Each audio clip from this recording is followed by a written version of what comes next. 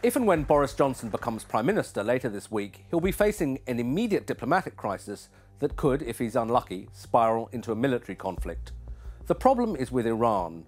The Tehran government has seized a British-flagged tanker that was going through the Strait of Hormuz. As far as the Iranians are concerned, this was in retaliation for the British seizure of an Iranian tanker near Gibraltar that the British say was poised to violate sanctions against Syria.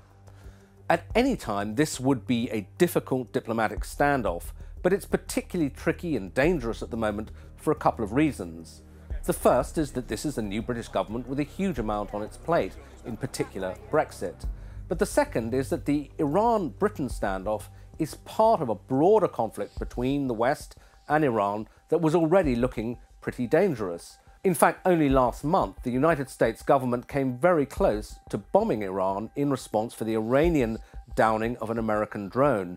That strike was, as far as we know, only called off in the very last minutes after President Trump developed qualms about the number of Iranians that might be killed.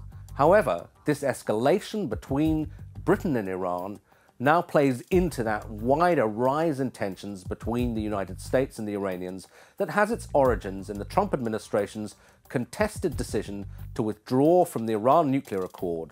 The Trump administration had decided that that deal, negotiated by its predecessor, the Obama administration, was too weak. It withdrew from the accord and has reimposed very powerful economic sanctions on Iran, which was already causing economic and political anguish in Iran and causing the Iranians to respond with a series of small-scale provocations. However, the complication for Britain is that the British, along with the French and Germans, have never accepted the US decision to pull out of the Iran nuclear accord.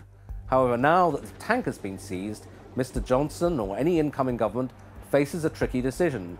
Does it ramp up economic sanctions and therefore essentially become much closer to aligning itself to the hardline policies of Washington, or does it try to stick with its diplomatic path with Iran, but risk looking weak and getting stuck in a standoff that can't be resolved?